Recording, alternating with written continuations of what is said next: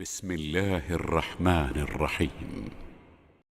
فآت ذا القربى حقا والمسكين وابن السبيل ذلك خير للذين يريدون وجه الله وأولئك هم المفلحون.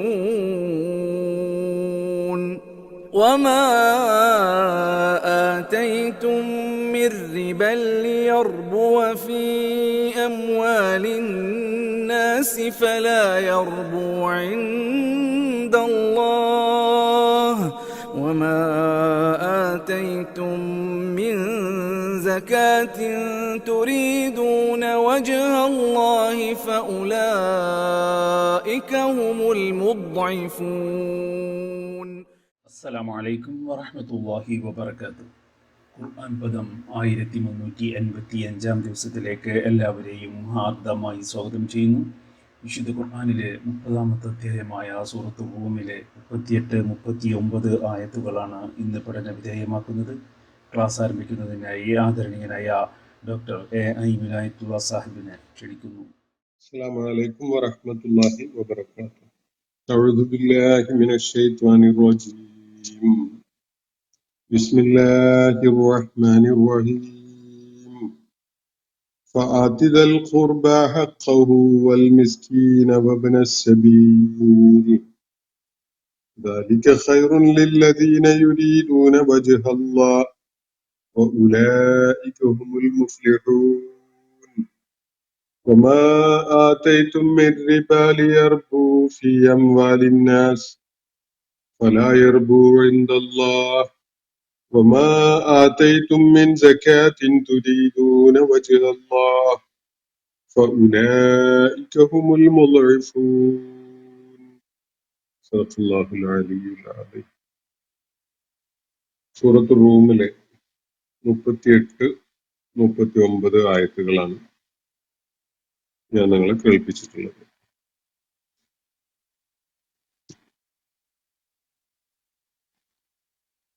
അള്ളാഹുവിന്റെ സംവിധാനത്തിൽ എല്ലാവർക്കും വിഭവങ്ങളും അവസരങ്ങളും അതുപോലെ കഴിവുകളും തുല്യമായിട്ട് ഒരുപോലെ അല്ല നൽകിയിട്ടുള്ളത്. മറിച്ച് ചിലർക്ക് അള്ളാഹു ഉദാരമായി കൈയയച്ച് കൊടുത്തിരിക്കുന്നു, വേറെ ചിലർക്ക് പരിമിതമായി നിയന്ത്രിച്ച് മാത്രം നൽകിയിരിക്കുന്നു. ഇത് അള്ളാഹുവിന്റെ ഒരു നയമാണ്. നിശ്ചയമായിട്ട് അള്ളാഹു അങ്ങനെ ചെയ്തതില് സത്യവിശ്വാസം ഉൾക്കൊള്ളുന്ന ആളുകളെ സംബന്ധിച്ചിടത്തോളം വലിയ ദൃഷ്ടാന്തം അടങ്ങിയിട്ടുണ്ട് എന്നാണ് കഴിഞ്ഞ ദിവസം നമ്മൾ വായിച്ച അവസാനത്തെ ആയത്തിൽ അല്ലാഹു ചൂണ്ടിക്കാണിക്കുന്ന സുപ്രധാനമായ ഒരു കാര്യം. റിസ്ഖ് എല്ലാവർക്കും ഒരുപോലെയല്ല നൽകിയിട്ടുള്ളത്. അതുപോലെ ടാലൻസ്, കഴിവുകൾ ആളുകളുടേത് വ്യത്യസ്തമാണ്, ഒരേപോലെയല്ല നൽകിയിട്ടുള്ളത്. അതേപോലെ അവസരങ്ങളും ഒരുപോലെയല്ല. ഒരേപോലെ കഴിവുള്ള, ഒരേപോലെ വിഭവങ്ങൾ നൽകപ്പെട്ടിട്ടുള്ള ആളുകള് ഒരേപോലെ അവസരങ്ങൾ നൽകപ്പെട്ടവരായിക്കൊള്ളുന്നില്ല. ഇതിലൊക്കെ അള്ളാഹുവിന്റെ ഒരു നിശ്ചയം പ്രവർത്തിക്കുന്നത് കാണാൻ സാധിക്കും. ചിലർക്ക് അള്ളാഹു ഉദാരമായി കൈയയച്ച് നൽകിയിട്ടുണ്ടാവും ചില കാര്യങ്ങൾ, പ്രത്യേകിച്ച് വിഭവങ്ങൾ, അതല്ലെങ്കിൽ അവരുടെ ചില പൊട്ടൻഷ്യൽസ്, ചില വിശിഷ്ടമായ കഴിവുകൾ, അവരെ വ്യതിരിക്തരാക്കുന്ന കഴിവുകൾ. അതുപോലെ അവസരങ്ങളും, അത് വിദ്യാഭ്യാസം നേടാൻ, തൊഴിലിൽ ഏർപ്പെടാൻ, സംരംഭകരാവാൻ, അതുപോലെയുള്ള ജീവിത വിജയം ഉണ്ടാക്കുന്ന, ഭൗതികാർത്ഥത്തില് ജീവിത വിജയം നൽകുന്ന പല സംഗതികൾക്കുമുള്ള അവസരങ്ങളും അള്ളാഹു നൽകിയിരിക്കുന്നത് വളരെ വ്യത്യസ്തമായ രീതിയിലാണ്. അള്ളാഹുവിന്റെ അടുക്കൽ അതിന് ഒരു നിശ്ചയമുണ്ട്, ഒരു തീരുമാനമുണ്ട്. ചിലർക്ക് അള്ളാഹു കൈയയച്ച് നൽകിയിരിക്കുന്നു, വേറെ ചിലർക്ക് പരിമിതമായും നിയന്ത്രിച്ചും മാത്രമാണ് നൽകിയിട്ടുള്ളത്. ഈ ഒരു കാര്യം അതില് വലിയ പാഠമുണ്ട്, വലിയ ദൃഷ്ടാന്തമുണ്ട് എന്ന് അള്ളാഹുവിടെ പറഞ്ഞു വെക്കുകയും ചെയ്തിരിക്കുകയാണ്. നമ്മൾ അതിൽ അടങ്ങിയ ദൃഷ്ടാന്തത്തെ കുറിച്ച് കഴിഞ്ഞ ദിവസം വിശദമായിട്ട് സംസാരിക്കുകയുണ്ടായി. അതിനെ തുടർന്നുള്ള ചില കാര്യങ്ങളാണ് ആശയപരമായി അതിന്റെ തുടർച്ചയായിട്ട് വരുന്ന ചില കാര്യങ്ങളാണ് ഇന്ന് ഞാൻ നിങ്ങളെ കേൾപ്പിച്ചിരിക്കുന്ന ഈ 38, 39 ആയത്തുകളിലായിട്ട് അടങ്ങിയിട്ടുള്ളത്. അത് തുടങ്ങുന്നത് ഫആതിദൽ ഖുർബ ഹഖഹു എന്ന് പറഞ്ഞുകൊണ്ടാണ്. ഫആതിദൽ ഖുർബ ഹഖഹു. ദൽ ഖുർബ എന്ന് പറഞ്ഞാൽ ഖുർബത്തുള്ളവർ എന്നാണ് അർത്ഥം.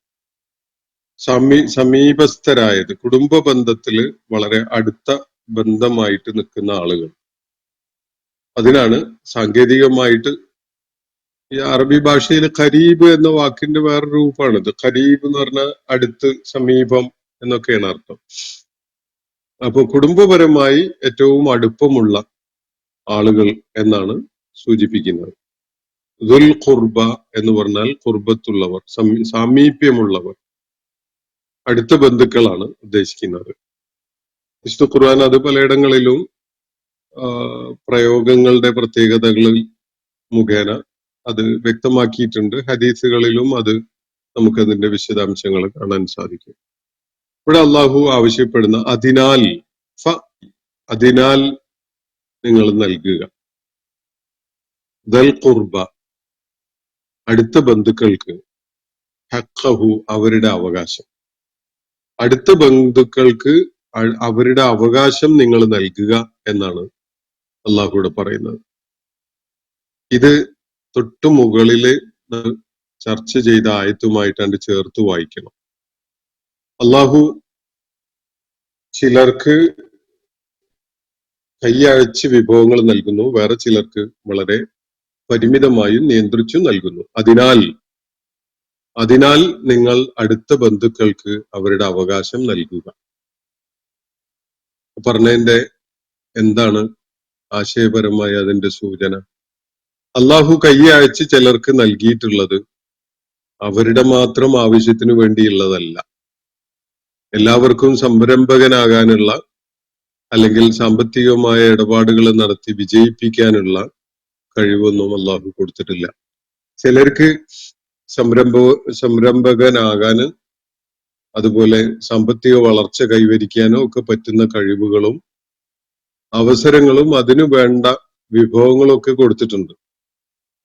വേറെ കുറെ പേർക്ക് അത് നൽകപ്പെട്ടിട്ടില്ല എന്നും കാണാം. അല്ലെങ്കിൽ അവർക്ക് പ്രയോഗത്തില്, ഫലത്തില് അതിന് സാധിക്കുന്ന ഒരവസ്ഥയിലല്ല ഉള്ളത്. എന്നിട്ട് ഈ സംരംഭകത്വം എന്ന കഴിവ് കൂടുതൽ കൊടുത്ത ആളുടെ മേലൊരു ചുമതല വെച്ചിരിക്കുകയാണ്. സംരംഭകത്വം എന്ന കഴിവ് കൂടുതൽ നൽകപ്പെട്ടിട്ടില്ലാത്ത കുറെ ആളുകൾക്ക് വേണ്ടി ആ കാര്യം ചെയ്യേണ്ടത് നിങ്ങളാണ് എന്നാണ് അള്ളാഹു തീരുമാനിച്ചിട്ടുള്ളത്. സമ്പത്ത്, അവസരങ്ങള്, അതുപോലെ കഴിവുകള്, ഇതൊക്കെ ചിലർക്ക് അതി കൊടുത്തിരിക്കുകയാണ്, വേറെ കുറെ പേർക്ക് വളരെ പരിമിതമായിട്ട് മാത്രം കൊടുത്തിരിക്കുന്നു. സ്വാഭാവികമായിട്ടും എന്തിനാണ് ഒരു ആവറേജ് ആയിട്ടല്ലാതെ എക്സെപ്ഷണൽ ആയിട്ടുള്ള കഴിവും അവസരവും വിഭവങ്ങളും ഒരു കൂട്ടർക്ക് കൊടുത്തിട്ടുള്ളത് എന്നൊരു ആലോചന വരുമല്ലോ. അയാളുടെ സ്വന്തം ആവശ്യത്തിന് അത്രത്തോളം വേണ്ടതില്ല. അയാൾക്കും അയാളുടെ കുടുംബത്തിനും അയാളുമായി ബന്ധപ്പെട്ട ആവശ്യങ്ങളൊക്കെ നിർവഹിക്കപ്പെടുന്നതിന് അത്രത്തോളം ഒന്നും ആവശ്യം ഉണ്ടാവില്ല. പക്ഷെ അയാൾക്ക് അള്ളാഹു വിഭവങ്ങൾ വാരിക്കോരി കൊടുത്തിരിക്കുന്നു, നല്ല സംരംഭകത്വം പോലെയുള്ള കഴിവുകൾ കൊടുത്തിരിക്കുന്നു, അതേപോലെ അവസരങ്ങളും തുറന്നിട്ട് കൊടുത്തിരിക്കുന്നു. വളരെ ഉദാരമായിട്ട് വിശാലമായ കൈ അയച്ചുകൊണ്ടുള്ള ഒരു സമീപനം അവരുടെ കാര്യത്തിൽ അള്ളാഹു സ്വീകരിച്ചിരിക്കുകയാണ്. വേറെ ഒരുപാട് പേർക്ക് വളരെ പരിമിതമായിട്ടുമാണ് നൽകിയിട്ടുള്ളത്. അപ്പോ ഇതിൽ വ്യക്തമാവുന്ന ഒരു കാര്യം, ഈ കഴിവുകളും ഈ അതുപോലെ വിഭവങ്ങളും അവസരങ്ങളും ഒക്കെ ധാരാളമായിട്ട് നൽകപ്പെട്ട ആളുകൾ ആ സംഗതികൾ പ്രയോജനപ്പെടുത്തി അധ്വാനിച്ച് നേടുന്ന ലാഭം, അയാളുടെ വരുമാനം, അത് ഒരിക്കലും തന്നെ പൂർണ്ണമായിട്ടും അയാളുടേതല്ല. ഈ വക കഴിവുകൾ പരിമിതമായിട്ട് മാത്രം നൽകപ്പെട്ട അവസരങ്ങള്, വിഭവങ്ങളൊക്കെ പരിമിതമായി മാത്രം നൽകപ്പെട്ട ആളുകൾക്ക് അവര് ഉണ്ടാക്കുന്ന വർധനവിന്റെ, വരുമാനത്തിന്റെ, അതിന്റെ മേല് ഇവർക്കൊരു അവകാശമുണ്ട് എന്നാണ് അള്ളാഹു ഇവിടെ സ്ഥാപിക്കുന്നത്. നിങ്ങൾക്ക് എന്തിനാ കൂടുതൽ കഴിവ് തന്നത്? കഴിവ് നൽകപ്പെട്ടിട്ടില്ലാത്ത കുറെ ആളുകൾക്ക് നിങ്ങളത് പ്രയോജനപ്പെടുത്തി അവരുടെ അവകാശങ്ങൾ കൊടുക്കാൻ വേണ്ടി കൂടിയാണ്, നിങ്ങളുടെ മാത്രം ആവശ്യത്തിനല്ല. ഏത് കാര്യത്തിലും അങ്ങനെയാണ്. സാമ്പത്തിക ശേഷി, അതുപോലെ ബുദ്ധിവൈഭവം, കാര്യങ്ങൾ ആസൂത്രണം ചെയ്യാനും സംഘടിപ്പിക്കാനും ഒക്കെയുള്ള സംരംഭകത്വം പോലെയുള്ള കഴിവുകൾ, അതുപോലെ അവസരങ്ങൾ, ഇതൊക്കെ ഒരാൾക്ക് കൂടുതൽ നൽകിയിട്ടുണ്ടെങ്കിൽ അതിന്റെ അർത്ഥം അയാൾ ആ ചുമതല നിർവഹിക്കുകയും അതിലൂടെ അത്തരം സംഗതികള് അത്രത്തോളം നൽകപ്പെട്ടിട്ടില്ലാത്ത ആളുകൾക്ക് പ്രയോജനം ഉണ്ടാക്കുകയും ചെയ്യണം എന്നതാണ്. അപ്പൊ അവരുടെ ഹെക്കായിട്ടാണ് അള്ളാഹു ഇവിടെ പറഞ്ഞിരിക്കുന്നത്. അടുത്ത ബന്ധുക്കളുടെ കൂട്ടത്തിൽ ദുർബലരായ പാവങ്ങളായ ആളുകളുണ്ട്, അവർക്ക് നിങ്ങൾ ദാനം ചെയ്യണം, അവരോട് ഔദാര്യം കാണിക്കണം എന്നല്ല അള്ളാഹു ഇവിടെ പറഞ്ഞിട്ടുള്ളത്. സമൂഹത്തിൽ ദുർബലരായ ആളുകളുണ്ട്, അവരെ നിങ്ങൾ സഹായിക്കണം എന്നല്ല പറഞ്ഞിട്ടുള്ളത്, അത് വേറെ പറയുന്നുണ്ടാവും. ഇവിടെ പറഞ്ഞിട്ടുള്ളത് അവരുടെ അവകാശം കൊടുക്കണം എന്നാണ്. ഏറ്റവും വിചിത്രമായ ഒരു സാമ്പത്തിക ശാസ്ത്ര തത്വം ഇതിൽ അടങ്ങിയിട്ടുണ്ട്.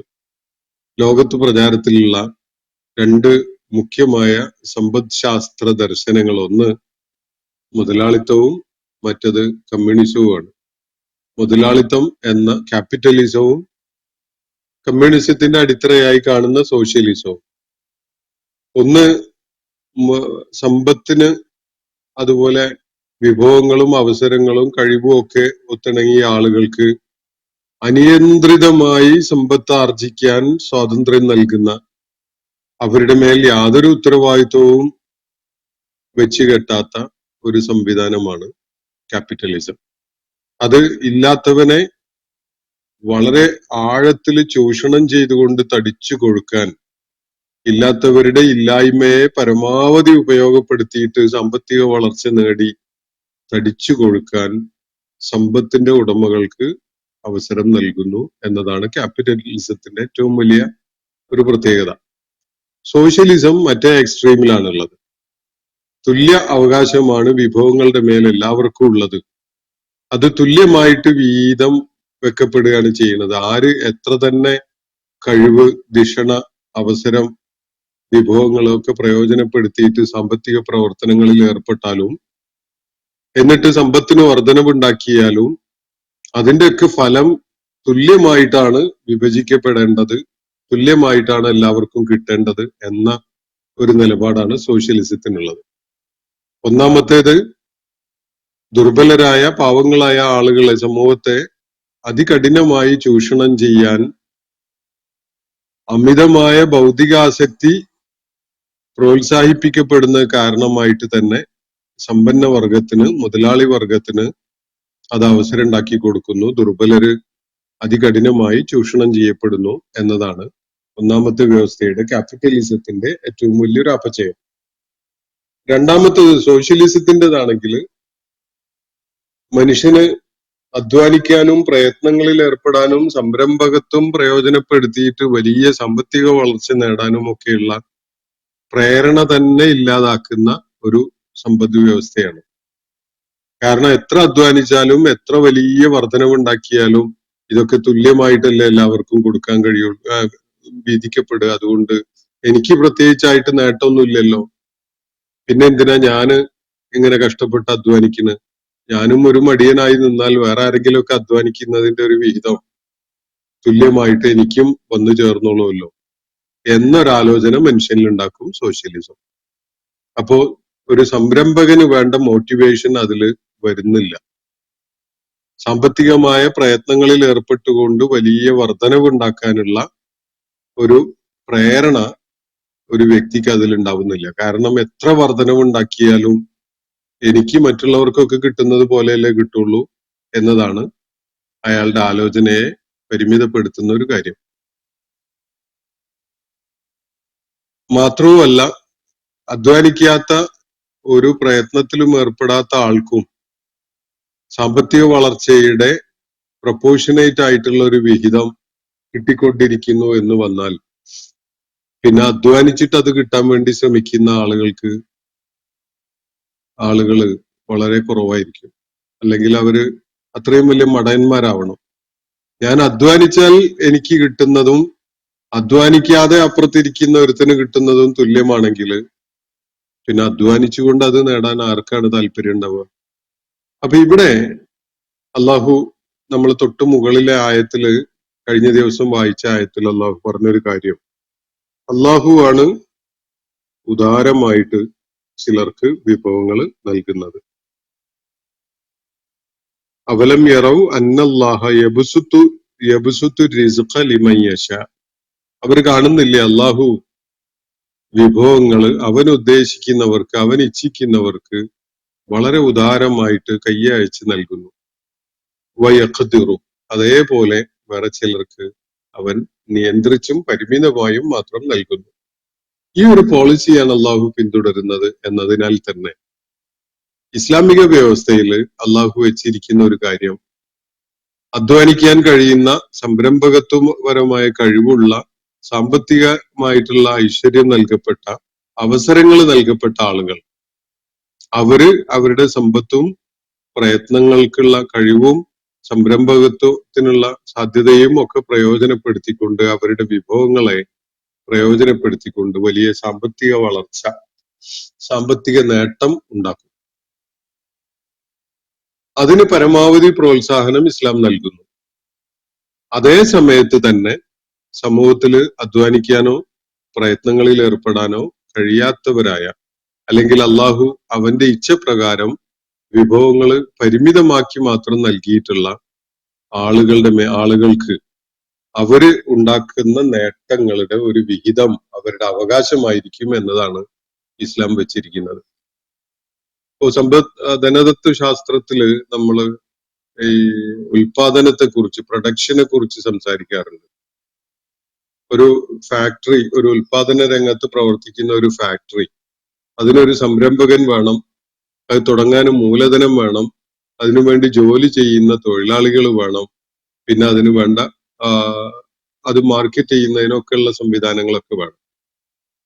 അതിൽ സംരംഭകന് ഈ തൊഴിലാളികൾക്കും അതുപോലെ ഇത് മുടക്കുമുതലിനും ഒക്കെയുള്ള പ്രോഫിറ്റ് സംരംഭകൻ നൽകണം. അതിന് മുടക്കുമുതലിനുള്ള പ്രോഫിറ്റ് സമ്പദ് വ്യവസ്ഥയിൽ, മുതലാളിത്ത വ്യവസ്ഥയിൽ അതിനുള്ള പലിശയായിട്ടാണ് പരിഗണിക്കപ്പെടാറുള്ളത്. ഉദാഹരണത്തിന് 10 ലക്ഷം രൂപ മുടക്കിയിട്ടാണ് ഒരു സംരംഭമെങ്കിൽ ആ 10 ലക്ഷത്തിന് മാസത്തില് ഇത്ര 10% 20% പറഞ്ഞുകൊണ്ടൊരു വിഹിതം പ്രോഫിറ്റ് ആയിട്ട് 10 ലക്ഷം മുടക്കിയതിനുള്ള റിട്ടേൺ ആയിട്ട് അവർ പരിഗണിക്കും. തൊഴിലാളികൾക്കുള്ള വേതനം അവർക്കുള്ള വിഹിതമാണ്. അത് കഴിഞ്ഞ് സംരംഭകന് അയാളുടെ പ്രയത്നവും ബുദ്ധിയും കഴിവും ഒക്കെ ഉണ്ടല്ലോ, അതൊക്കെ പ്രയോജനപ്പെടുത്തിയതിനുള്ള നേട്ടം എന്താണ്? അതാണ് ലാഭം. അയാള് സമ്പത്തിന്മേല് ആ മുടക്കുമുതലിനുള്ള വിഹിതം ക്യാപിറ്റൽ ഈ പലിശയായിട്ട് മാറ്റിവെച്ചാൽ, ഉദാഹരണത്തിന് ബാങ്കാണ് 10 ലക്ഷം രൂപ ധനം ഇറക്കാൻ വേണ്ടി മുതൽ മുടക്കിന് നൽകിയിട്ടുള്ളതെന്ന് വെക്കുക. ബാങ്കിന് അതിന്റെ പ്രോഫിറ്റ് പലിശയായിട്ട് പോകും, തൊഴിലാളികൾക്ക് അവർക്കുള്ള കൂലിയായിട്ട്, വേതനമായിട്ട് പോകും, ബാക്കിയുള്ളത് മുഴുവനും സംരംഭകനാണ്. ഈ ഉൽപാദന പ്രക്രിയയിൽ ഉണ്ടാവുന്ന വർധനവുണ്ടല്ലോ, സമ്പത്തിന്റെ വർധനവ്, ആ വർധനവില് ഈ ക്യാപിറ്റലിസ്റ്റ് വ്യവസ്ഥയില് വേറെ ആർക്കെങ്കിലും അവകാശം ഉണ്ടോ? അത് ആലോചിച്ചാൽ നമുക്ക് മനസ്സിലാവും ഒരാൾക്കും വേറെ അവകാശം അവർ വെച്ചിട്ടില്ല എന്നുള്ളത്. നികുതിയൊക്കെ പോലെയുള്ള സംഗതി സർക്കാർ ചുമത്തുന്നുണ്ടാവും, അതല്ല പറയുന്നത്. ഈ വർധനവില് സാമ്പത്തിക വളർച്ച ഉണ്ടായപ്പോ അതിലെ വർധനവിന്റെ വിഹിതം അവകാശമായിട്ട് കിട്ടാൻ വേറെ ആരെങ്കിലും ഉണ്ടോ? വേറെ ആരും ഉണ്ടാവില്ല. എന്നാൽ ഇസ്ലാമിന്റെ വ്യവസ്ഥ അങ്ങനെയല്ല.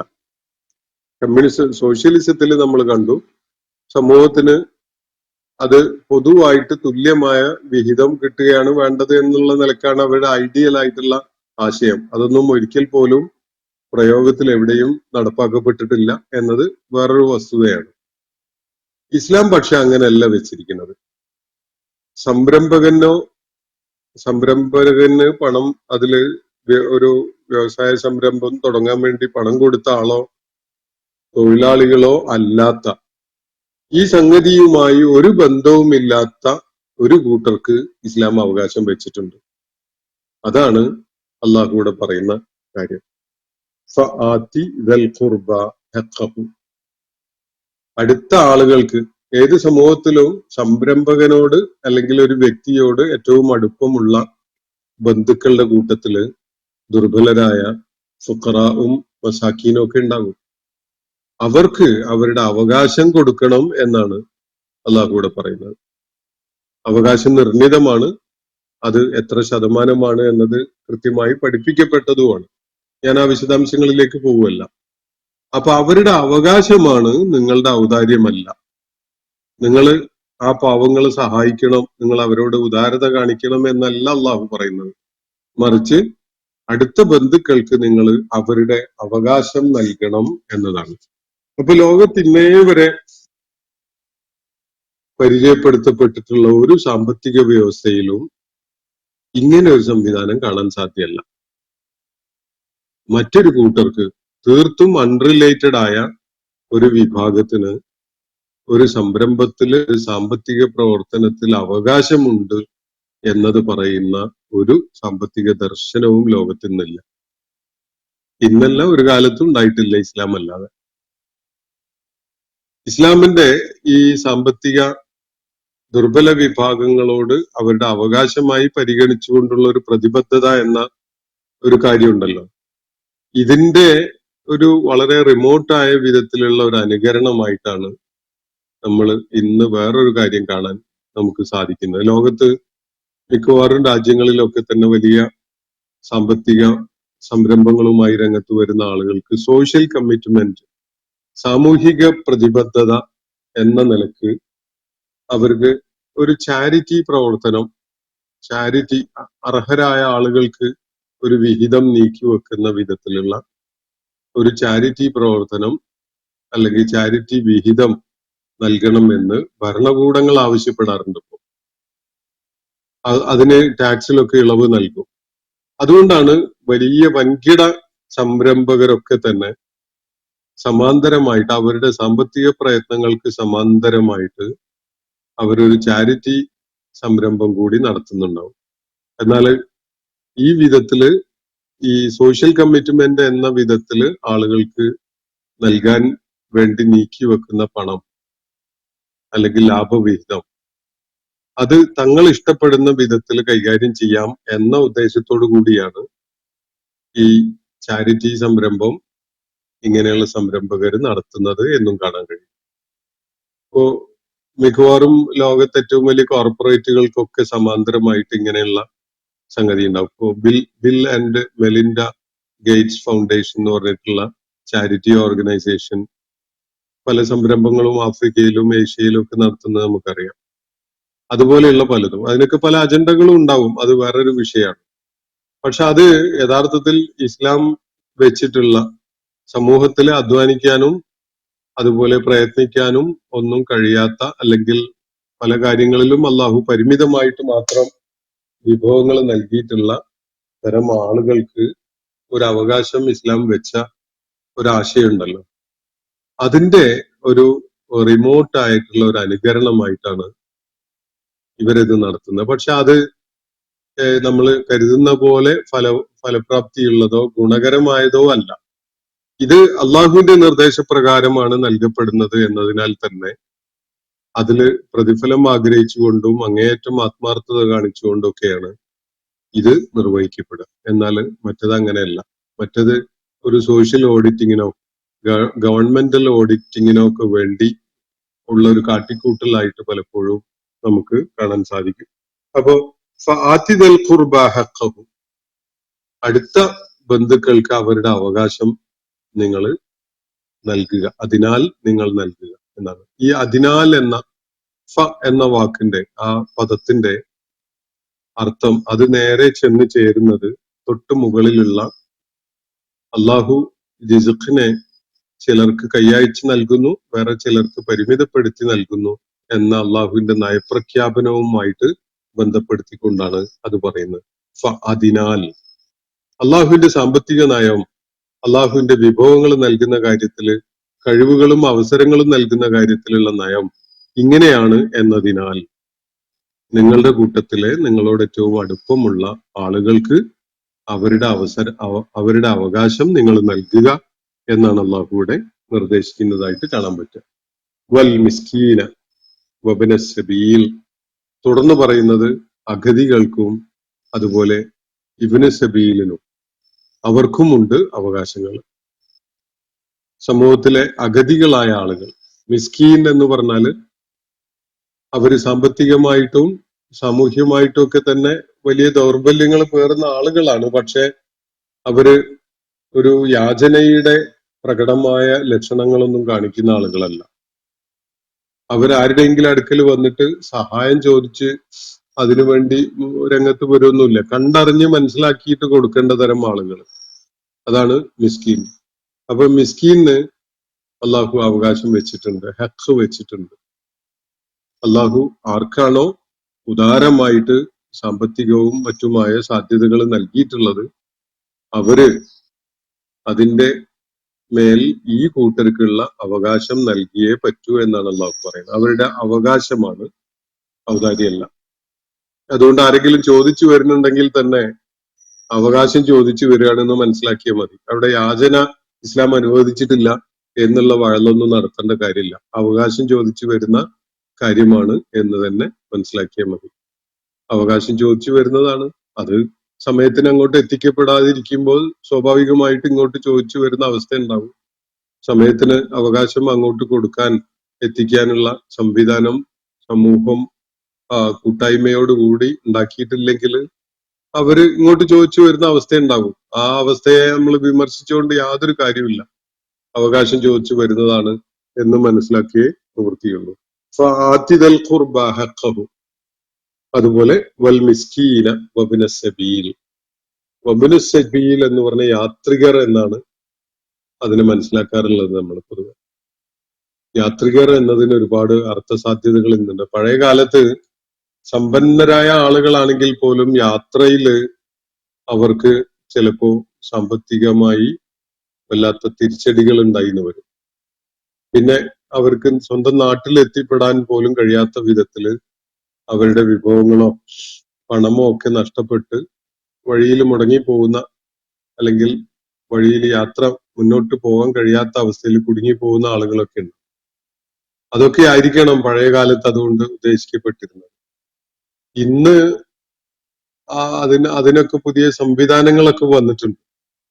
ഡിജിറ്റൽ മണിയൊക്കെ പ്രാക്ടീസിൽ വന്നതോടുകൂടി ആളുകൾക്ക് സ്വന്തം അക്കൗണ്ടിലുള്ള പണം ലോകത്തിന്റെ ഏത് ഭാഗത്ത് വെച്ചും വിനിയോഗിക്കാൻ കഴിയുന്ന അവസ്ഥയും സാഹചര്യമൊക്കെ ഉണ്ട്. അതുകൊണ്ട് പണമുള്ള ആളുകൾ തന്നെ, എന്നാൽ പോലും ഇപ്പം നമ്മുടെ കയ്യിലുള്ള സംവിധാനങ്ങൾ നഷ്ടപ്പെട്ടു കഴിഞ്ഞാൽ, പ്രവർത്തനരഹിതമായി കഴിഞ്ഞാലൊക്കെ സഹായം വേണ്ടി വരും. സമ്പത്തുള്ളവർക്ക് തന്നെ യാത്രികരാണെങ്കിൽ വഴിയിൽ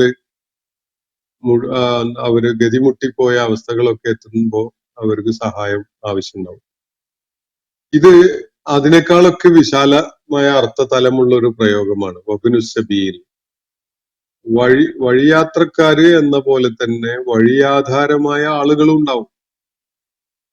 ഇപ്പൊ നമ്മുടെ അഭയാർത്ഥികള്, ഇന്ത്യയില് ലക്ഷക്കണക്കിന് റോഹിംഗ്യൻ അഭയാർത്ഥികൾ ഉണ്ടെന്നാണ് പറയുന്നത്. അതുപോലെ വേറെ പല പ്രദേശങ്ങളിലും റെഫ്യൂജീസ് ഒരു വലിയ ഒരു വിഷയമാണ്. അപ്പോ അവര് തെരുവിന്റെ അല്ലെങ്കിൽ വഴിയോരങ്ങളുടെ മക്കളായിട്ട് മാറിയിരിക്കുകയാണ്. അവർക്ക് പോകാൻ വേറെ ഇടവില്ല, വീടുകളില്ല, അടിസ്ഥാന ജീവിത സൗകര്യങ്ങളില്ല. അവര് വഴിമുട്ടിയവരും വഴിയോരങ്ങളെ മാത്രം ആശ്രയിക്കുന്നവരും ഒക്കെ ആയിട്ട് മാറിയിട്ടുള്ള അവസ്ഥയിലായിരിക്കും.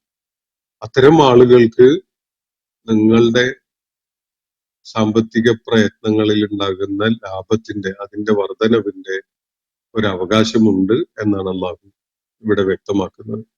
അപ്പൊ അത് പൊതുവായിട്ട് മനസ്സിലാക്കിക്കൊണ്ട് അത്തരം സംഗതികൾക്ക് അർഹതയുള്ളവരാണ് എന്ന് നമ്മൾ കാണുന്ന എല്ലാ വിഭാഗങ്ങൾക്കും അതിന്റെ അവകാശം വകവെച്ചു കൊടുക്കുകയാണ് നല്ലത് എന്ന് മനസ്സിലാവും.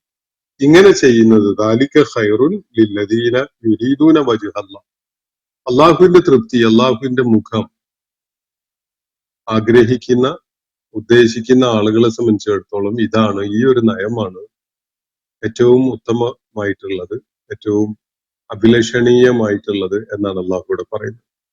അള്ളാഹുവിന്റെ തൃപ്തി നേടുക, അള്ളാഹുവിന്റെ വജ്ഹ് പ്രശോഭിതമാവുന്നത് ആഗ്രഹിക്കുക, നമ്മുടെ കാര്യത്തിൽ അള്ളാഹു സംപ്രീതനാണ്, അള്ളാഹു തൃപ്തിപ്പെട്ടവനാണ് എന്നത് കാണാൻ, അറിയാൻ ഉദ്ദേശിക്കുന്ന, ആഗ്രഹിക്കുന്ന ആളുകൾ, അത്തരം ആളുകൾക്ക് ഏറ്റവും ഉചിതമായത്, ഏറ്റവും ഉത്തമമായത് ഈ ഒരു സമീപനമാണ്. സാമ്പത്തിക വർധനവിലുള്ള അടുത്ത ബന്ധുക്കളുടെ അവകാശം, അതുപോലെ അഗതികളായ, ദാരിദ്ര്യം മറച്ചു വെച്ചുകൊണ്ട് ജീവിക്കുന്ന പാവപ്പെട്ട മനുഷ്യർ, അവരുടെ അവകാശം, അതുപോലെ യാത്ര മുടങ്ങിപ്പോയ, വഴി മുട്ടി നിൽക്കുന്ന അല്ലെങ്കിൽ വഴിയാധാരമായി മാറിയിട്ടുള്ള ആളുകളുടെ അവകാശം, ഇതൊക്കെ നൽകുക എന്നതാണ് അള്ളാഹുവിന്റെ തൃപ്തി നേടുന്നതിനുള്ള ഏറ്റവും ഉത്തമമായ മാർഗം എന്നാണ് അള്ളാഹുവിടെ ചൂണ്ടിക്കാണിക്കുന്നത്. ദാലിക ഖൈറുൻ ലില്ലദീന യുരീദൂന വജ്ഹല്ലാഹ് വഉലൈക ഹുമുൽ മുഫ്ലിഹൂൻ, അങ്ങനെ ചെയ്യുന്ന ആളുകളാണ് വിജയികൾ, ഇവരാണ് മുഫ്ലിഹുകൾ എന്നാണ് അള്ളാഹുവിടെ പ്രസ്താവിക്കുന്നത്. അപ്പൊ ഒരുപാട് പ്രാധാന്യമുള്ള കാര്യങ്ങൾ നമുക്ക് ഈ ആയത്തിൽ കാണാൻ സാധിക്കും. ഇവിടെ സക്കാത്തിന്റെ നിർവഹണത്തെ സംബന്ധിച്ചാണ് പറയുന്നത്. പക്ഷെ സക്കാത്ത് എന്നൊരു ഇൻസ്റ്റിറ്റ്യൂഷൻ ആ നിലക്ക് നടപ്പാക്കപ്പെടുന്നതിന്റെ എത്രയോ മുന്നെയാണ് മക്കയിൽ അവതരിച്ച സൂറത്തിന്റെ ഭാഗമായിട്ട് അള്ളാഹു ഈ നിർദ്ദേശം നൽകുന്നത്. അടിസ്ഥാനപരമായി സക്കാത്തിന്റെ നിയമങ്ങൾ പഠിപ്പിക്കുകയല്ല ഇവിടെ, പക്ഷെ സമൂഹത്തിലെ പലർക്കും നിങ്ങളുടെ സാമ്പത്തിക വർധനവില് അവകാശമുണ്ട് എന്ന അടിസ്ഥാന തത്വം പഠിപ്പിച്ചു വെക്കുകയാണ്. ഇതിന്റെ വിശദാംശങ്ങളൊക്കെ പിന്നീട് നൽകപ്പെടുന്നുണ്ട്, കൂടുതൽ അത് പഠിപ്പിക്കപ്പെടുന്നുണ്ട്. പക്ഷെ മക്കയിലെ ഈ ഘട്ടത്തിൽ തന്നെ അള്ളാഹു ചെയ്യുന്ന ഒരു കാര്യം, നിങ്ങൾ നേടുന്ന സാമ്പത്തിക വർധനവിന്റെയും വളർച്ചയുടെയും മുഴുവൻ അതിന്റെ ഗുണം മുഴുവനായിട്ടും നിങ്ങൾക്കുള്ളതല്ല, അതിൽ വേറെ ചിലർക്ക് അള്ളാഹു അവകാശം വെച്ചിട്ടുണ്ട്. അത് നിങ്ങളോട് അടുപ്പമുള്ള ബന്ധുക്കള്, അടുത്ത ബന്ധുക്കൾക്ക് അവകാശമുണ്ട്, അഗതികളായ ആളുകൾക്ക് അവകാശമുണ്ട്, യാത്ര മുടങ്ങിപ്പോയ, വഴിയാധാരമായ, വഴിമുട്ടിപ്പോയ തരം ആളുകളുണ്ട്, അവർക്കും അവകാശമുണ്ട്. അതൊക്കെ അങ്ങ് കൊടുത്തേക്ക്. അതാണ് അള്ളാഹുവിന്റെ തൃപ്തി നേടാൻ നിങ്ങളുടെ മുന്നിലുള്ള ഏറ്റവും ഉത്തമമായ വഴി. അവരാണ് വിജയം വരിക്കുന്നവർ. ഇതാണ് അള്ളാഹു ഇവിടെ പറയുന്നത്. അതിനെ തുടർന്ന് ഈ 39-ാമത്തെ ആയത്ത് നോക്കുക. വമാ ആതൈതും മിൻ റിബ, നിങ്ങൾ റിബയായിട്ട് എന്ത് നൽകുന്നുവോ, ലിയർബു ഫി അംവാലിന്നാസ്, നിങ്ങളുടെ ജനങ്ങളുടെ സമ്പത്തില് വളർച്ചയുണ്ടാവട്ടെ എന്ന വിധത്തില്, അവരുടെ സാമ്പത്തികമായ പ്രയത്നങ്ങളിൽ വർധനവും വളർച്ചയും ഉണ്ടാവട്ടെ എന്ന വിധത്തില് നിങ്ങൾ റിബയായിട്ട് എന്ത് നൽകിയാലും ഫലാ യർബു ഇൻദല്ലാഹ്, അള്ളാഹുവിന്റെ അടുക്കൽ അതിന് യാതൊരു വളർച്ചയും ഉണ്ടാവുകയില്ല. റിബയായിട്ട് നിങ്ങൾ നൽകുന്നതിന്, ഒരാൾക്ക് നമ്മൾ റിബയായിട്ട് സാമ്പത്തിക സഹായമോ മറ്റോ ചെയ്തതിന് പലിശയായിട്ട് അയാൾക്ക് ഒരു വർധനവ് നമ്മൾ നൽകുകയാണ്. സ്വാഭാവികമായിട്ടും അയാൾക്ക് നമ്മളുടെ കയ്യിൽ നിന്ന് വലിയൊരു പണം കിട്ടുമ്പോൾ നമ്മൾ ഉദ്ദേശിക്കുന്നത്, അല്ലെങ്കിൽ അയാൾ ഉദ്ദേശിക്കുന്നത്, അതിലൂടെ അയാൾക്ക് സാമ്പത്തിക നേട്ടവും വളർച്ചയൊക്കെ ഉണ്ടാവണം എന്നാണല്ലോ. അയാൾ മുടിഞ്ഞു പോട്ടെ എന്നല്ലല്ലോ അതിന്റെ താല്പര്യം ഉണ്ടാവുക. നമ്മൾ പണം ഒരാൾക്ക് കൊടുക്കുന്നത് അയാളുടെ എന്ത് വിധത്തിലായാലും അയാൾക്ക് ആ പണത്തിന്റെ പോസിറ്റീവ് അഡ്വാൻറ്റേജസ് ഉണ്ടാവണം എന്ന് കരുതിയിട്ടാണല്ലോ നൽകുന്നത്. പലിശ ആ വിധത്തില് നിങ്ങൾ ഒരാൾക്ക് സാമ്പത്തികമായ ഗുണമാവട്ടെ എന്ന നിലക്ക് നൽകുന്ന പലിശയുണ്ടല്ലോ, അത് പക്ഷേ അള്ളാഹുവിന്റെ അടുക്കൽ വർധനവുണ്ടാക്കുന്ന, വളർച്ചയുണ്ടാകുന്ന ഒരു കാര്യമേ അല്ല. ഫലാ യർബു ഇൻദല്ലാഹ്. എന്നാൽ വമാ ആതൈതും മിൻ സകാത്തിൻ, നിങ്ങൾ സക്കാത്തായിട്ട് നൽകുന്നത്, നിങ്ങളുടെ സമ്പത്തിന്റെ മേല്, സമ്പത്തിന്റെ വളർച്ചയില് നിങ്ങൾ മറ്റുള്ളവരുടെ അവകാശമായി അംഗീകരിച്ചുകൊണ്ട് നിങ്ങൾക്ക് അതിനുള്ള വിഹിതം എന്താണ്? ശുദ്ധീകരണമാണ്. മറ്റുള്ളവർക്കോ അവരുടെ അവകാശമാണ്. നിങ്ങളുടെ സമ്പത്തിന്റെ വാർഷികമായ ശുദ്ധീകരണ പ്രക്രിയക്കാണ് സക്കാത്ത് എന്ന് പറയാം. അതങ്ങ് എടുത്തു മാറ്റിയാലേ നിങ്ങളുടെ സമ്പത്ത് ശുദ്ധിയുള്ളതാവുള്ളൂ. അല്ലെങ്കിൽ ദഹനക്കേടുണ്ടാവും, അത് വാരി വലിച്ചു വിഴുങ്ങിയാൽ. അതാണ് പ്രശ്നം. നിങ്ങൾക്കത് ബർക്കത്തുണ്ടാവില്ല, ഗുണം ഉണ്ടാവില്ല. നിങ്ങളുടെ ശരീരത്തിനും മനസ്സിനും നിങ്ങളുടെ സാമ്പത്തിക സംരംഭങ്ങൾക്കും ഒന്നും അത് ഗുണകരമായി മാറുകയില്ല. മറ്റുള്ളവരുടെ അവകാശം അള്ളാഹു അതിൽ വെച്ചിട്ടുണ്ട്, അതതിന്ന് എടുത്തു മാറ്റണം, അത് അവർക്ക് എത്തിച്ചു കൊടുക്കണം. അത് കൊടുത്തു കഴിഞ്ഞാലേ നിങ്ങൾക്ക് അത് അജീർണമായി മാറാതെ ഉപയോഗപ്പെടുത്താൻ കഴിയുള്ളൂ. അപ്പോ സക്കാത്ത് നൽകിക്കൊണ്ട് വമാ ആതൈതും മിൻ സക്കാത്തി, നിങ്ങളുടെ സമ്പത്തിന്റെ ശുദ്ധീകരണം എന്നുള്ള നിലക്ക് നൽകുന്നതുണ്ടല്ലോ, അത് മറ്റുള്ളവരുടെ അവകാശമായിട്ടാണ് നൽകുന്നത്. നിങ്ങളുടെ ഭാഗത്ത് എന്താണ്? അത് നിങ്ങളുടെ സമ്പത്തിന്റെ ശുദ്ധീകരണമാണ്. സക്കാത്ത് എന്ന് പറഞ്ഞാൽ രണ്ടർത്ഥങ്ങളുണ്ട്. ഒന്ന് ശുദ്ധീകരണം എന്നാണ് അർത്ഥം, മറ്റൊന്ന് വളർച്ച എന്നാണ് അർത്ഥം. രണ്ടും അത് ഫലപ്രദമായ അർത്ഥം തന്നെയാണ്. അപ്പോ സമൂഹത്തിൽ സാമ്പത്തിക വളർച്ച ഉണ്ടാക്കുന്നു എന്നതാണ് സക്കാത്തിന്റെ ഏറ്റവും വലിയ പ്രത്യേകത. അത് നമുക്കറിയാം. നോമ്പ് കാലത്ത് ഇപ്പൊ സക്കാത്ത് നൽകാൻ ആളുകൾ പ്രിഫർ ചെയ്യുന്ന ഒരു കാലം നോമ്പ് കാലാണല്ലോ, റംസാൻ കാലം. റംസാൻ കാലത്ത് എല്ലാ കച്ചവട സംരംഭങ്ങൾക്കും ഭയങ്കര വർധനവ് കാണും. വലിയ തോതില് ആളുകൾ കമ്പോളങ്ങളിലേക്ക് ഇറങ്ങുന്നതും അവരുടെ പർച്ചേസിങ് എന്നുള്ള സാധ്യത, ആളുകൾ വാങ്ങാനുള്ള സാധനങ്ങൾ വാങ്ങാനുള്ള പ്രവണതയൊക്കെ വളരെ കൂടുതലാണ്. സ്വാഭാവികമായിട്ടും കമ്പോളത്തിൽ ചലനം ഉണ്ടാകുമ്പോൾ കൂടുതൽ പ്രോഡക്റ്റുകൾ കമ്പോളത്തിൽ എത്തിക്കാനുള്ള ശ്രമം സംരംഭകന്റെ ഭാഗത്തുണ്ടാവും. സ്വാഭാവികമായിട്ടും സംരംഭകൻ കൂടുതൽ പ്രൊഡക്ഷനിലേക്ക് പോകും. അപ്പൊ സമ്പത്ത് ജനങ്ങളുടെ കയ്യിലേക്ക് എത്തുമ്പോൾ അവരത് പ്രയോജനപ്പെടുത്തുക, ചെലവഴിച്ചുകൊണ്ട് അവർക്ക് ആവശ്യമുള്ളതൊക്കെ വാങ്ങും. അവർക്ക് ആവശ്യമുള്ളത് വാങ്ങാൻ വേണ്ടി അവർ കമ്പോളത്തിൽ പണം ചെലവഴിക്കുമ്പോൾ അവിടെ ആ വിഭവങ്ങൾക്ക് കുറവ് വരും. ആ കുറവ് നികത്താൻ വേണ്ടി സംരംഭകൻ കൂടുതലായിട്ട് ഉൽപാദന പ്രക്രിയയിലേക്ക് പോകും. അപ്പൊ സാമ്പത്തിക വളർച്ച സ്വാഭാവികമായിട്ട് ഒരു നെറ്റ്വർക്ക്ഡ് ആയിട്ടുള്ള സംഗതി എന്നുള്ള നിലക്ക് സ്വാഭാവികമായി വന്നു ചേരും. അപ്പൊ സക്കാത്ത് നിങ്ങൾ നൽകുന്നുവെങ്കിൽ തുരീദൂന വജ്ഹല്ല, അള്ളാഹുവിന്റെ വജ്ഹ്, തൃപ്തി, അല്ലെങ്കിൽ അള്ളാഹുവിന്റെ പ്രശോഭിതമായ മുഖം കൊതിച്ചുകൊണ്ട്, നിങ്ങളുടെ കാര്യത്തിൽ അള്ളാഹു സംപ്രീതനാവട്ടെ എന്ന് ആഗ്രഹിച്ചുകൊണ്ട് നിങ്ങൾ സക്കാത്ത് നൽകുന്നുവെങ്കിൽ ഫഉലൈക ഹുമുൽ മുളൈഫൂൻ, അങ്ങനെ ചെയ്യുന്നവരാണ് ഇരട്ടിപ്പിക്കുന്നവർ എന്നാണ് അള്ളാഹു പറയുന്നത്. അങ്ങനെ ചെയ്യുന്നവരാണ് സമൂഹത്തിൽ, അവരുടെ മാത്രം സമ്പത്തല്ല, സമൂഹത്തില് സമ്പത്തിന്റെ തന്നെ വളർച്ച വർദ്ധിപ്പിക്കുന്നത് അവരാണ് എന്ന് പറഞ്ഞാൽ ജനങ്ങളുടെ പെർച്ചേസിങ് പവർ വർദ്ധിപ്പിക്കുകയാണ് അവർ ചെയ്യുന്നത്. വളരെ ദുർബലരായ ആളുകൾക്ക് നമ്മൾ റംസാനില് ജക്കാത്തിന്റെ നല്ലൊരു വിഹിതം അങ്ങ് കൊടുത്താൽ അവന് പെട്ടെന്ന് നല്ല വസ്ത്രങ്ങൾ വാങ്ങാനും നല്ല ഭക്ഷ്യവിഭവങ്ങൾ വാങ്ങാനും ഒക്കെ അത് പ്രേരണയാവും. മാത്രമല്ല ജക്കാത്തായി കിട്ടിയതായതുകൊണ്ട് അവന് വല്ലാതെ പിശുക്ക് കാണിക്കൂല. അതില് സ്വന്തം അധ്വാനത്തിന്റെ ഫലമായിട്ടുള്ളതാണെങ്കിൽ വളരെ നിയന്ത്രിച്ച് കരുതലോട് കൂടിയൊക്കെ ചെലവഴിക്കുക ആളുകൾ. എന്നാൽ ഒന്ന് കയ്യഴിച്ച് ചെലവഴിക്കാൻ കഴിയുന്ന വിധത്തിലൊരു മാനസികാവസ്ഥ ഉണ്ടാക്കുകയാണ് ജക്കാത്തിലൂടെ പണം അവരുടെ കയ്യിലെത്തുമ്പോൾ ഉണ്ടാവുന്നത്. അപ്പൊ സ്വാഭാവികമായിട്ടും അവരുടെ ഒരല്പം ആശ്വാസത്തില് പെർച്ചേസിങ് നടത്തുന്ന ഒരു രീതിയിലേക്ക് അവർ പോകും. അത് സമൂഹത്തിന്റെ സാമ്പത്തിക വളർച്ചക്ക് വലിയ കാരണമാകും.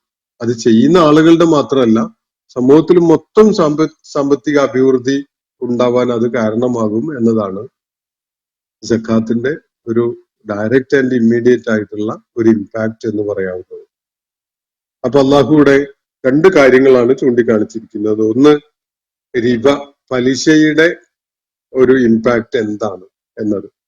രണ്ടാമത്തെ സക്കാത്തിന്റെ ഇമ്പാക്ട് എന്താണ് എന്നത്. ഇത് പലിശയുമായി ബന്ധപ്പെട്ടുകൊണ്ടുള്ള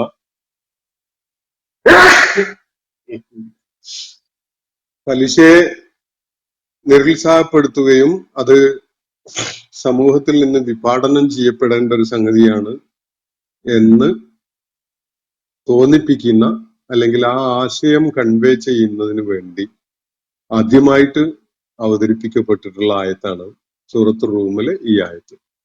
ഇതിനുശേഷം പിന്നെ സൂറത്തുൽ ബഖറയിലും സൂറത്തു ആലി ഇമ്രാനിലും ഒക്കെ ആയിട്ട് പലിശ സംബന്ധമായ നിർദ്ദേശങ്ങൾ വരുന്നുണ്ട്. പലിശ പൂർണ്ണമായിട്ടും വിലക്കിക്കൊണ്ടുള്ള ഖണ്ഡിതമായ പ്രഖ്യാപനം വരുന്ന ആയത്തുകളും നമുക്ക് മദീനയിൽ അവതരിച്ച സൂറത്തുകളിൽ കാണാൻ സാധിക്കും. പക്ഷെ ഇത് അതിന്റെയൊക്കെ തുടക്കത്തിലായിട്ട് അള്ളാഹു പലിശയെ ഒരു ഹീനമായ സംഗതിയായിട്ട് പരിചയപ്പെടുത്തുന്ന ഒരു കാര്യമാണ് നമുക്കിവിടെ കാണാൻ കഴിയുന്നത്. നിങ്ങൾ ആളുകൾക്ക് നൽകുന്ന റിബ ഉണ്ടല്ലോ, അതിലൂടെ സാമ്പത്തിക വളർച്ച ഉണ്ടാവും, അവര് സാമ്പത്തിക അഭിവൃദ്ധി നേടും എന്നാണല്ലോ കരുതപ്പെടുന്നത്. അതിനുവേണ്ടിയാണല്ലോ നിങ്ങൾ വർധനവ് നൽകുന്നത്, അവർക്ക് റിബ നൽകുന്നത്. പക്ഷെ അള്ളാഹുവിന്റെ കണക്കിൽ അത് ഒരിക്കലും തന്നെ സമ്പത്തിൽ വളർച്ച ഉണ്ടാക്കുന്ന ഒരു സംഗതിയെ അല്ല എന്നാണ് അള്ളാഹു പറയുന്നത്.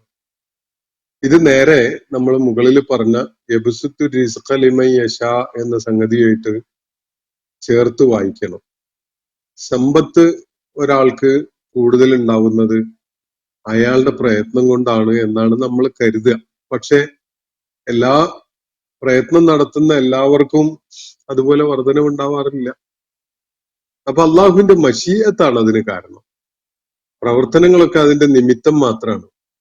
ഒരാളൊരു സംരംഭം തുടങ്ങുന്നു എന്നത് അള്ളാഹുവിന്റെ ഔദാര്യം തുറന്നു കിട്ടാൻ വേണ്ടിയുള്ള ഒരു നിമിത്തം മാത്രമാണ്. യഥാർത്ഥത്തിൽ സാമ്പത്തിക വളർച്ച ഉണ്ടാവുന്നത് അയാൾക്ക് അള്ളാഹു കയ്യെ അയച്ച് നൽകുന്നത് കൊണ്ടാണ്. ഇന്റൻഷണൽ ആയിട്ട് തന്നെ വർധനവുണ്ടാകുക എന്ന ലക്ഷ്യത്തോടു കൂടി നിങ്ങൾ നൽകുന്ന പലിശ ഉണ്ടല്ലോ, അതിന് അള്ളാഹു ഒരു വർധനവും നൽകൂല.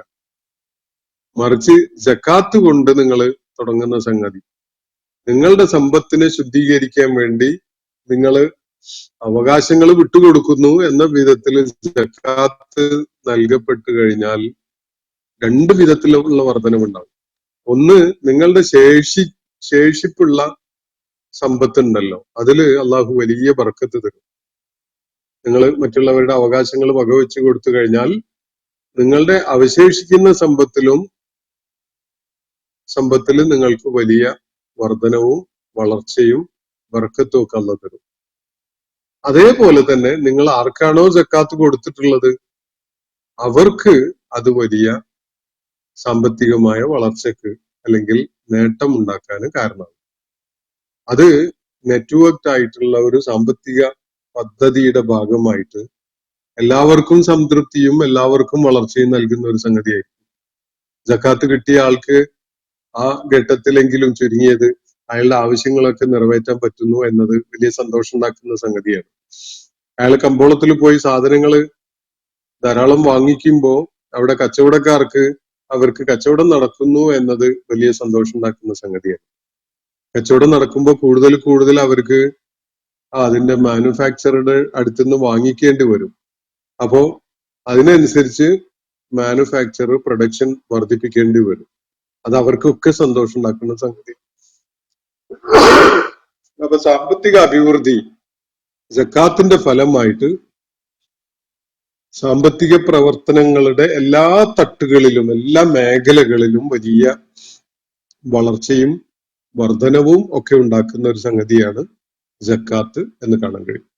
എന്നാൽ എന്തെങ്കിലും ഒരു സംരംഭം തുടങ്ങാൻ കാശില്ല, ഒരു പശുവിനെ വാങ്ങിക്കാൻ, എന്നിട്ട് പശുവിനെ നോക്കി അതിന്റെ പാല് വിറ്റ് അല്ലെങ്കിൽ അതിന്റെ കുഞ്ഞുങ്ങളെ നോക്കി അത് വിറ്റ് അതിലൂടെ വർധനവ് ഉണ്ടാക്കി ഒരു ഉപജീവനം കണ്ടെത്താം എന്ന് വിചാരിക്കുന്ന ഒരാള് പശുവിനെ വാങ്ങാൻ പണമില്ല, അയാൾക്ക് ഒരാള് പലിശക്ക് കൊടുക്കുകയാണ്, നീ പോയി പശുവിനെ വാങ്ങിച്ചോ എന്ന് പറഞ്ഞിട്ട്.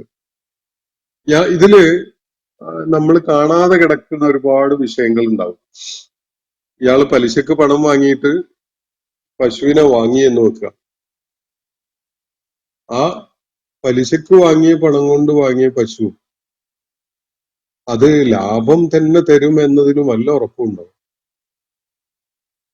പലപ്പോഴും പശുവിന് രോഗം വരാം, അല്ലെങ്കിൽ വേറെ എന്തെങ്കിലും ബുദ്ധിമുട്ടുണ്ടാകാം, ഉദ്ദേശിച്ചത്ര പാല് കിട്ടാത്ത അവസ്ഥ ഉണ്ടാകാം. ഇങ്ങനെയൊക്കെ കാരണമായിട്ട് സാമ്പത്തികമായിട്ട് അതിലൂടെ ഉണ്ടാകുന്ന നേട്ടം പലപ്പോഴും പ്രതീക്ഷിച്ചത്ര ഉണ്ടായിക്കൊള്ളണമെന്നില്ല. എന്നാൽ ഈ പലിശക്ക് വായ്പ കൊടുത്ത ആളോ, അയാൾക്ക് കിട്ടേണ്ട പ്രതിഫലം നിർണിതമാണ്. അതിനൊരു കുറവും ഉണ്ടാകാൻ പാടില്ല. 10% എന്ന് പറഞ്ഞാൽ 10% പലിശ അയാൾക്ക് കിട്ടിക്കൊണ്ടേയിരിക്കണം. അത് ഫലത്തിൽ എന്താ ഉണ്ടാക്കുന്നത്? വായ്പ വാങ്ങിയ ആളുകൾക്ക് രണ്ടറ്റം മുട്ടിക്കാൻ കഴിയാതെ ഗതികെട്ട അവസ്ഥയിൽ അവസാനം അയാള് വലിയ നഷ്ടത്തിലും വലിയ ദുരന്തത്തിലും ഒക്കെ ചെന്ന് ചാടും. ഇനി അതിലൂടെ ഇയാളുടെ അടുക്കൽ നിന്ന് പണം വായ്പ കൊടുത്ത ആള് ഈടാക്കിയിട്ടുള്ള വിഹിതം ഉണ്ടല്ലോ, റിബ, പലിശ, ആ പലിശ മുഖേന അത് കൊടുത്തുകൊണ്ട് അയാള് ഏതായാലും മുടിഞ്ഞിട്ടുണ്ട്, കൊടുക്കുന്ന ആള്. ഇനി അത് വാങ്ങിയ ആളുണ്ടല്ലോ, പണം വായ്പ കൊടുത്ത ആള്, അത് ബാങ്ക് ആവാം, വ്യക്തികളാവാം, അങ്ങനെ പലതും ആവാം. അപ്പോ അവർക്ക് പലിശയായിട്ട് കിട്ടുന്നത് വർധനവുണ്ടാക്കുന്ന സംഗതിയാണോ? വർധനവ് യഥാർത്ഥത്തിൽ കൊടുക്കുന്നത് അള്ളാഹുവാണ്. അത് മനസ്സിലാക്കണം. ഇപ്പൊ നമ്മളൊരു പണം വായ്പ കൊടുക്കുന്ന ഒരു മണി ലെൻഡർ, അയാൾക്ക് കണക്ക് കൂട്ടിയിട്ട് ലാഭം മാസത്തിലോ കൊല്ലത്തിന്റെ അവസാനത്തിലോ ഒക്കെ നോക്കിയാൽ ബാലൻസ് ഷീറ്റിൽ പലിശ ഇനത്തിൽ അയാൾക്ക് വന്നത് വലിയ തുകയായിരിക്കും. പക്ഷെ പെട്ടിയിൽ ബാക്കി എത്രയുള്ളത്? പലപ്പോഴും ബാക്കി വളരെ പരിമിതമായിരിക്കും, അല്ലെങ്കിൽ ഇല്ലാത്ത അവസ്ഥ ഉണ്ടാവും. കാരണം എന്താ? അതിന് ബർക്കത്ത് കൊടുക്കണ്ടെന്ന് അള്ളാഹ് തീരുമാനിച്ചിട്ടുണ്ട്. അതാണ് കാരണം. അതെന്താണത്? പലിശ ഇനത്തിൽ അയാൾ പിടിച്ചു പറിച്ച് അത് വാങ്ങിയത് അയാളുടെ പെട്ടിയിൽ എത്തിയിട്ടുണ്ടാവും. പക്ഷെ അതവിടെ നിൽക്കൂല. അതിനിടക്ക് ഭാര്യയ്ക്ക് അസുഖമായി, മക്കൾക്ക് ഒരു ആക്സിഡന്റ് ഉണ്ടായി, വീടിന്റെ മേലേക്ക് തെങ്ങ് മറിഞ്ഞു വീണു, അത് നന്നാക്കേണ്ടി, വീട് റിപ്പയർ ചെയ്ത് വലിയ പണം അതിൽ മുടക്കേണ്ടി വന്നു. ഇങ്ങനെ കുറെ വിഷയങ്ങൾ അങ്ങ് വന്നു ചേരും. വന്നു ചേർന്നാല് എവിടെ പോയി അയാൾ ഉണ്ടാക്കിയ ലാഭം? ആ ലാഭം ഒന്നും എവിടെയും കാണാനുണ്ടാവില്ല, കടലാസിലേ ഉണ്ടാവുള്ളൂ. ഇത് അള്ളാഹു തീരുമാനിക്കുന്ന സംഗതിയാണ്. ആർക്ക് വിഭവങ്ങൾ കൈയച്ചു കൊടുക്കണം, ആർക്ക് പരിമിതപ്പെടുത്തി കൊടുക്കണം എന്നത് അള്ളാന്റെ തീരുമാനമാണല്ലോ. അപ്പൊ ഒരേ സംരംഭം ഒരേ രീതിയിൽ തുടങ്ങിയ രണ്ടാളുകൾ, ഒരാൾക്ക് വലിയ ലാഭം ഉണ്ടാവുന്നു, മറ്റേ ആൾക്ക് വലിയ നഷ്ടമോ അല്ലെങ്കിൽ ലാഭമില്ലാത്ത അവസ്ഥയോ ഒക്കെ ഉണ്ടാവുന്നു. എന്തുകൊണ്ടാണത്? ഒരാൾക്ക് അള്ളാഹ് ബർക്കത്ത് കൊടുത്തു, വേറൊരാൾക്ക് കൊടുക്കണ്ടെന്നും വെച്ചു. ഇത് തന്നെയാണ് കാര്യം. അപ്പൊ ഇത് അള്ളാഹുവിന്റെ ഒരു പോളിസിയാണ്, അള്ളാഹുവിന്റെ ഒരു നയമാണ്. നിങ്ങള് ജനങ്ങളുടെ സമ്പത്തിൽ വർധനവുണ്ടാവട്ടെ, വളർച്ച ഉണ്ടാവട്ടെ എന്ന ഉദ്ദേശത്തിൽ നൽകുന്ന പലിശ ഉണ്ടല്ലോ, അത് സാമ്പത്തികമായ വളർച്ച ഉണ്ടാക്കുകയില്ല. എന്തല്ലാ ഫലാ യർബു എന്തല്ലാ എന്നാണ് ഇവിടെ അള്ളാഹു സംബന്ധമായിട്ട് പറഞ്ഞിട്ടുള്ളത്. ഫലാ യർബു എന്തല്ലാ, അള്ളാഹുവിന്റെ അടുക്കൽ അതൊരു വർധനവും ഉണ്ടാക്കുന്ന കാര്യമല്ല. അതേ സമയത്ത് സക്കാത്ത്, അത് നിങ്ങളുടെ സമ്പത്തിന്റെ ശുദ്ധീകരണമാണ്, അത് കിട്ടുന്ന ആളുകൾക്ക് സാമ്പത്തിക അഭിവൃദ്ധിയുടെ അടിത്തറയാണ്. അങ്ങനെ ഒരു സംഗതി ചെയ്തുകൊണ്ടാവുമ്പോ അത് തീർച്ചയായിട്ടും അള്ളാഹുവിന്റെ തൃപ്തി അതിലൂടെ അവർക്ക് നേടാൻ സാധിക്കുന്നു. മാത്രവുമല്ല, അങ്ങനെ ഒരു സംഗതി ചെയ്യുന്നതിലൂടെയാണ് അവർ ഇരട്ടിപ്പിക്കുന്നത് എന്നാണ് അള്ളാഹു പറയുന്നത്. മുളഴിഫൂൻ എന്നാണ്. ഒരു തവണ എന്നൊന്നുമില്ല കേട്ടോ, ഒരുപാട് തവണ അത് പണം അല്ലെങ്കിൽ സമ്പത്ത് ഇരട്ടിപ്പിക്കുന്ന ഒരു പ്രക്രിയയാണ് ജക്കാത്ത്. സമ്പത്തിന്റെ വളർച്ച അതിവേഗത്തിൽ നടക്കാൻ ജക്കാത്ത് കാരണമാകും. ഇത് അള്ളാഹുവിന്റെ ഒരു നയപ്രഖ്യാപനമാണ് എന്നതാണ് ഏറ്റവും ശ്രദ്ധേയമായ ഒരു കാര്യം. അതുകൊണ്ട് നമ്മൾ കണക്ക് കൂട്ടുന്നതിനപ്പുറത്തേക്ക് അള്ളാഹുവിന്റെ ചില നടപടികൾ ഉണ്ടാവും. ഇപ്പൊ സാമ്പത്തിക ശാസ്ത്രത്തിലോ അല്ലെങ്കിൽ വാണിജ്യ ശാസ്ത്രത്തിലോ ഒരു സംരംഭം വിജയിക്കുന്നതിന് ആവശ്യമായ നിബന്ധനകൾ എന്നൊക്കെ പറഞ്ഞുകൊണ്ട് എണ്ണി പഠിപ്പിക്കുന്ന ഒരുപാട് കാര്യങ്ങൾ ഉണ്ടല്ലോ. അതൊക്കെ ഫുൾഫിൽ ചെയ്താൽ പോലും ചില സംരംഭങ്ങൾ വമ്പൻ പരാജയമാവും. അതെന്തുകൊണ്ടാണ്? അത് അള്ളാഹു ബർക്കത്ത് കൊടുക്കണ്ടെന്ന് വെച്ചത് കൊണ്ടാണ്. അവിചാരിതമായിട്ട് ഒരു പ്രളയം ഉണ്ടായി, അല്ലെങ്കിൽ ഒരു കോവിഡ് പോലത്തെ ഒരു സംഭവം ഉണ്ടായി. നമ്മുടെ പണം മുടക്കിയത് അങ്ങനെ മുടങ്ങിക്കിടക്കുക എന്നല്ലാതെ സമൂഹത്തില് അത് ക്രയവിക്രയം ആയി മാറിയിട്ട് അത് ലാഭം ഉണ്ടാക്കുന്ന ഒരു സംഗതി നടക്കാതെ പോവുകയാണ്. അങ്ങനെ ഉണ്ടായാൽ ആർക്ക് എന്ത് ഉറപ്പ് നൽകാൻ കഴിയും? നമ്മള് ബഹുകോടികൾ മുടക്കിയിട്ടുള്ള സംരംഭം വിജയമാകും, ലാഭം തരും എന്നത്? അത് നേരിട്ട് അള്ളയുടെ തീരുമാനിക്കുന്നത്.